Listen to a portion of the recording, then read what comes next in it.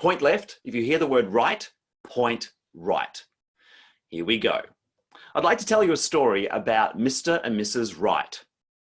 There's your first cue. This is a self-honor system here. You'll know whether in fact you got it right or responded quickly or not.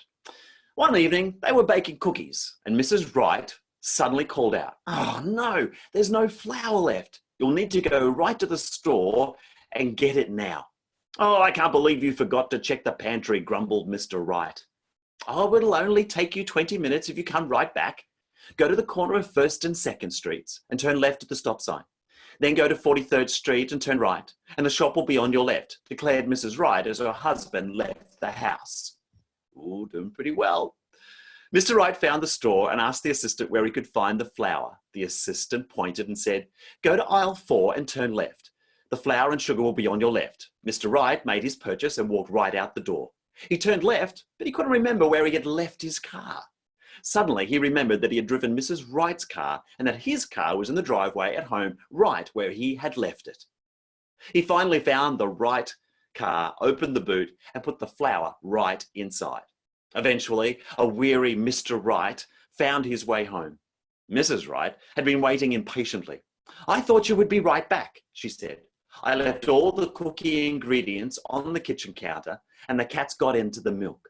You'll just have to go right back to the store and do it again." Mr. Wright sighed. He had no energy left. "I'm going right to bed," he said, and left Mrs. Wright standing in the kitchen.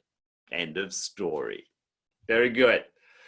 So for the last 60, 90 seconds, you probably had nothing else going on in your head but focused on a story. That could be enough just to simply re-engage and refresh people. If nothing else, maybe if they got up and actually moved. I've heard many variations of the story where people, when they hear the word left, have to actually go touch the nearest left wall, come back to the screen, wait for the next instruction, or go to the right wall and touch that.